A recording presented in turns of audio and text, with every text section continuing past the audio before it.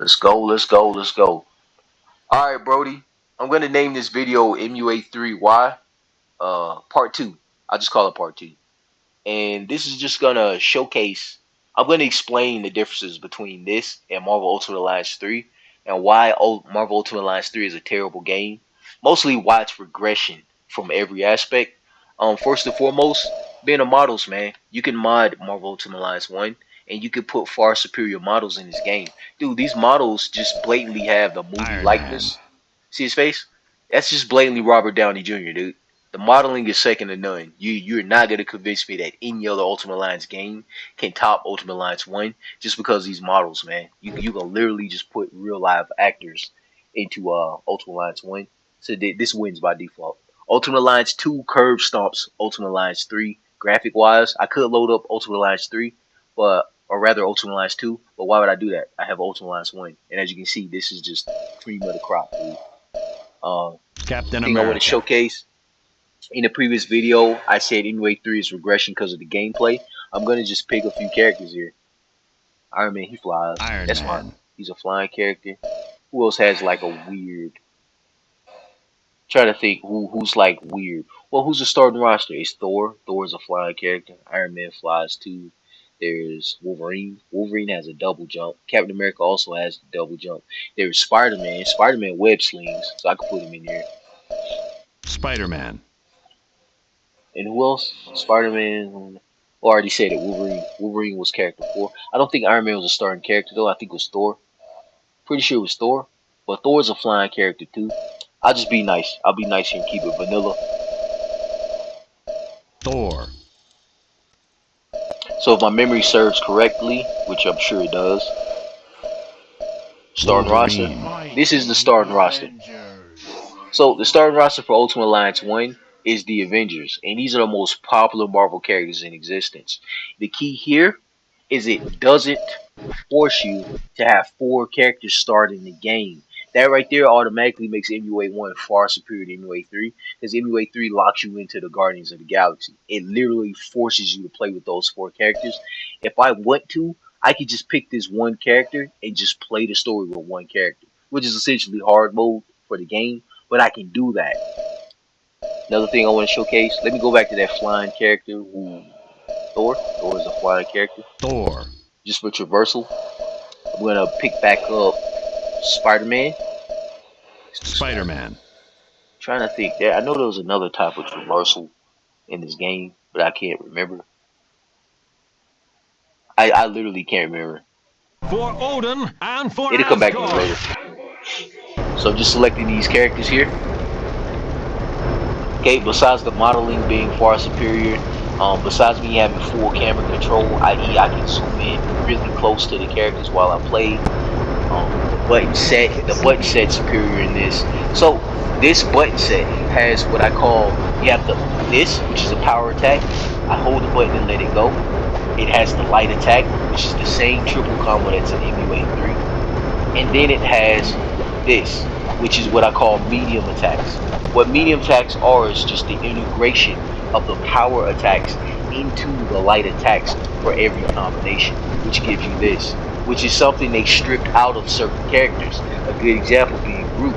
Groot is introduced in MUA 3, and in MUA 3, Groot does not have a double jump, which by default, every character in Ultimate Alliance 1 has a double jump. And the use for the double jump is for traversal.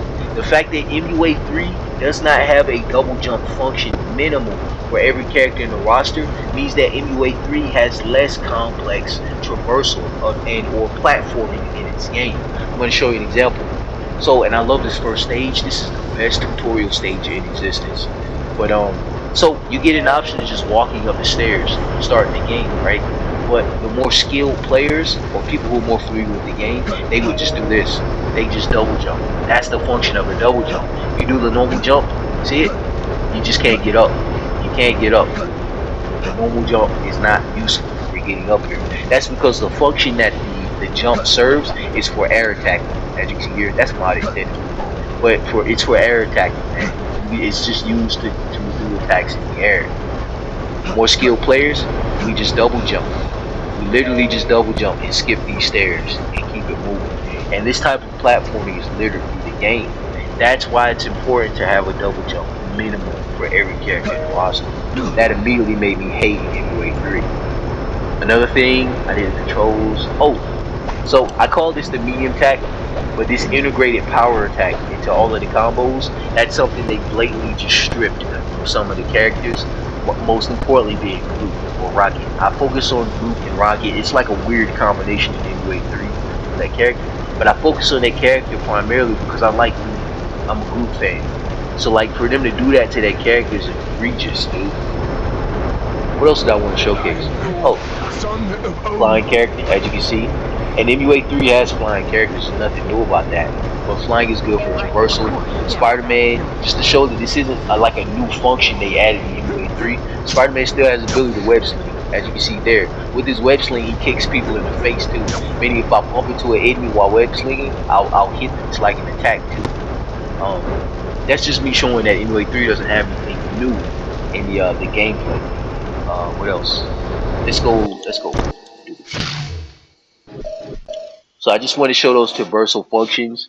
And the primary thing that I showcase really is the lack of a double jump in MUA 3, which is wildly important for platforming, which means MUA 3 has trash platforming.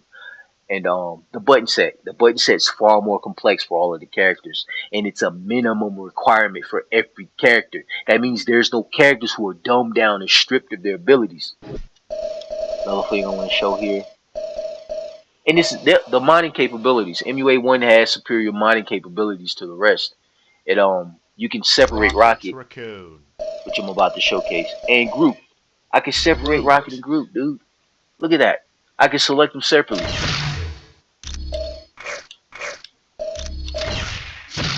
Groot is my favorite Guardian, man. Like I want to play as Groot. I don't want to play as Rocket. I want to play as Groot. I should put in the code. There's a code I could put in that unlocks all the powers, and it makes Groot really big, and I kind of like it looking. But as you can see here, Groot has all of his abilities. He has a medium attack. He has his regular power attack, which is that, and then he has his medium attacks integrated into his button set. So superior to MUA 3 is not even funny, dude. Has all the bells and whistles, and then in addition, also he can double jump. I can double jump with Groot. You see it? Jump, jump. Regular jump, double jump. That's important. Give every character up. Don't dumb down the button set for any of the characters in MUA 3. You make the game crappy. That's it. That's all I wanted to showcase, man. Groot's just superior, dude. This is so over. Rocket is super fast, dude. But look, Rocket has a double jump. He has a freaking double jump. Same button set, same old shtick. He has his medium attacks integrated into his combos, as you can see here. And he has regular power attack. What's this?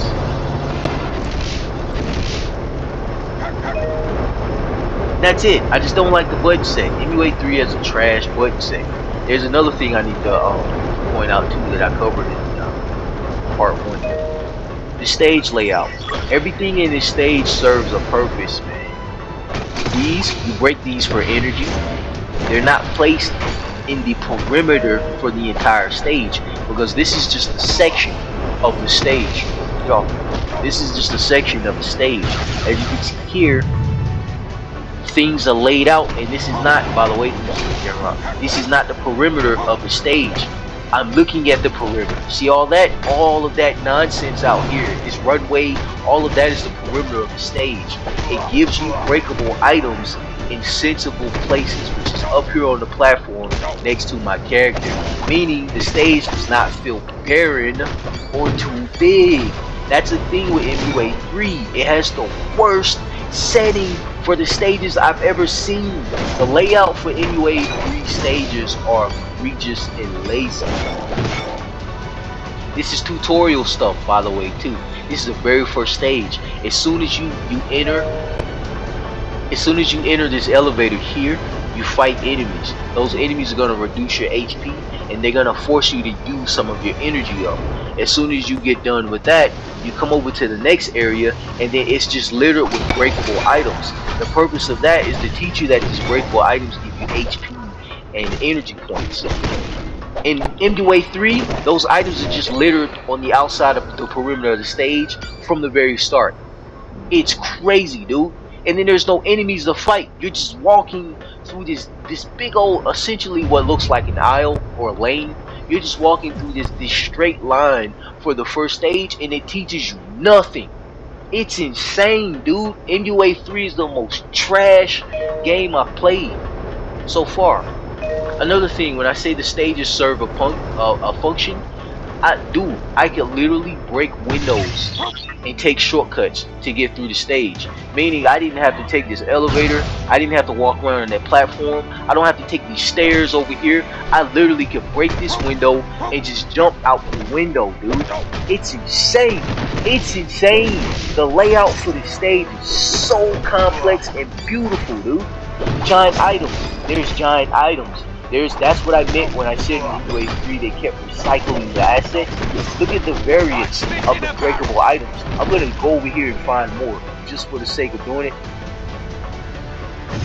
Look how amazing this looks. It doesn't give you invisible walls. Excuse me. It doesn't give you invisible walls. It blatantly gives you a railing so that you don't go too far in the stage.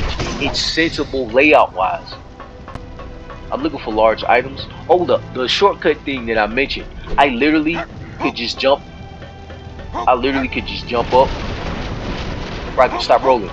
But I literally could just jump up here, and I could go over here and break this window and go inside of the window, dude. I could literally just shortcut. I could shortcut my way through the stage, dude. I just took a shortcut. If I didn't take the shortcut, I would literally have to walk all the way around here, take a beat up these enemies, bypass a couple fires, take a couple doors, and then I'll get to this point. But instead, I broke the window and I literally just shortcutted my way. And by the way, that's not the only breakable window. There's another, well, there's one breakable window up there, and there's another breakable window right here. What if I just double jump and hit it? Boom. I'm getting annoyed. Sorry, I was getting annoyed by the enemies. But I literally, you get the point. I can literally just take shortcuts, and that's because of how the stage is laid out. It gives you that ability to just shortcut your way through the stages. Instead of taking this elevator and walking around this route, I can literally just go over here and blatantly just break the window and jump out the dang window and just skip it. And it's throughout the game. Here's the example I was talking about with the different assets too. These are breakable. They're huge, but they're freaking breakable, dude. The breakable assets aren't recycled. It's just so much going on, dude. It's so much I could cover here. Groot is my favorite character. Like, I can't play this game without Groot. And having Groot have all the abilities that the rest of the characters have is a must, man. It's regression. It's regression. And let's ignore the fact that Groot is a modded character. Even if I didn't have Groot, every character in the game by default has the full button set. Meaning nobody's regressed in the game. Which is important, man. That's important. That's all I wanted to point out, man. MUA 3, look at all this stuff out here, dude. The stage layout is so insane. The stages feel so big, but they're so cluttered that the stages feel lived in. This is so much superior to MUA 3, it's not even funny, dude. I sound like a broken record. You get the point. Keep in mind these videos for my best friend. I know my sub count is getting really high. Like, a lot of you guys are subscribing, weirdly enough. But most of these videos I make for myself and for my best friend. So basically, I don't care what your opinion is. I don't need your accolade. I don't need your approval for nothing. Just if you enjoyed the video, good. But just watch the video and move on, folks. For Famo, dude, you saw in UA 3, bro. It's not even funny how much superior MUA 1 is, man. I'm just shocked, dude. I'm in awe. People actually paid money to play MUA 3, bro. God bless.